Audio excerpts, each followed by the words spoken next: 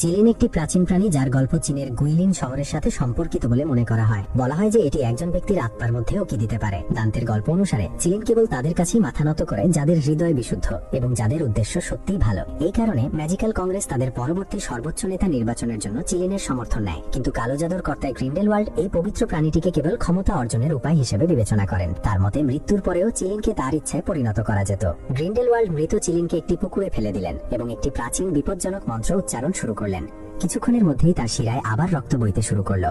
ক্ষতগুলি এমন ভাবে ভরে উঠতে লাগলো যেন সময় উল্টে গেছে। এরপর সে চালাকি করে চিলিনের স্মৃতি বদলে দিল। সে তার হত্যার প্রতিটি চিহ্ন মুছে ফেললো এবং নিজেকে তার রক্ষক হিসেবে উপস্থাপন করলো। তারপর সে জলে চিলিনের আরেকটি প্রতিচ্ছবি দেখতে পেল। তার সাথে সাথেই মনে হলো ক্রেডেন্স তাকে প্রতারণা করেছে। রাগ এতটাই তীব্র হয়ে উঠল যে সে ঘরের চারপাশে লোকজন ছুড়ে মারল। গ্রিন্ডেলওয়াল্ড ক্রেডেন্সের ঘাড় ধরে তার কাছে অন্য চিলিনের ঠিকানা জানতে চাইলেন, যিনি এখন নিজেকে সর্বোচ্চ নেতা বলে দাবি করছেন। কয়েকদিন পরে ভুটানের চূড়ান্ত নির্বাচন আরো গুরুতর হতে চলেছে। ডাম্বলডোর বুঝতে পারলেন যে বিলম্ব করার কোনো মানে নেই। নিউটের দ্বারা রক্ষা করা চিলিন গ্রিন্ডেলওয়াল্ডের মিথ্যাচার সকলের সামনে তুলে ধরবে। তাদের সকলের সাথে একটি জাদুকরী সুটকেস ছিল, যার সাহায্যে তারা সরাসরি ইউরোপ থেকে এশিয়ায় গিয়েছিল, বিশ্বের সবচেয়ে লম্বা এবং সবচেয়ে ছোট মাউন্ট এভারেস্টের তুষারে ঢাকা ম্যাজিক্যাল কংগ্রেস পর্যন্ত। সে নিজেকে ছদ্মবেশে ফেলে গ্রিন্ডেলওয়াল্ডের সমর্থকদের বিভ্রান্ত করে এবং লড়াই শুরু করে। কিন্তু কিছুক্ষণের মধ্যেই থিসিয়াস এবং তার দল সকলের ওপর চড়াও হয়। পরিস্থিতি বুঝতে পেরে তিনি শান্তভাবে সুটকেসটি তুলে দিলেন।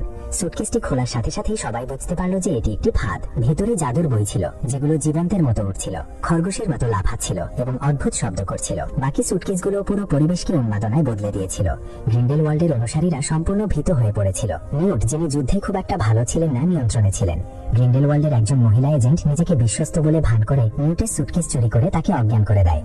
জ্ঞান ফিরে আসার সাথে সাথে নিউট তার পিছনে দৌড়ে যায়। বিপদ অনুভব করে তিনি বুদ্ধিমত্তার সাথে জিনিসটি ফিরিয়ে দিলেন, যা সবার চোখের সামনে সোনালী ধুলোর মতো অদৃশ্য হয়ে গেল। সেখানে পবিত্র শিখরে বর্তমান নেতা সিঁড়িতে দাঁড়িয়েছিলেন। তিনি গ্রিন্ডেলওয়াল্ডের সুটকেসটি পাথরের মেঝেতে রাখলেন। চারিদিকে নীরবতা। সবাই সেই সিদ্ধান্তের অপেক্ষায় ছিল।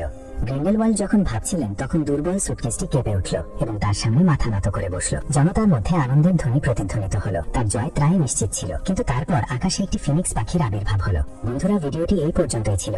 এই ভিডিওর পরবর্তী পর্ব দেখতে অথবা এইরকম আকর্ষণীয় ভিডিও সবার আগে পেতে এখনই মাহমুদ এক্সপ্লেন পেজটি ফলো করুন।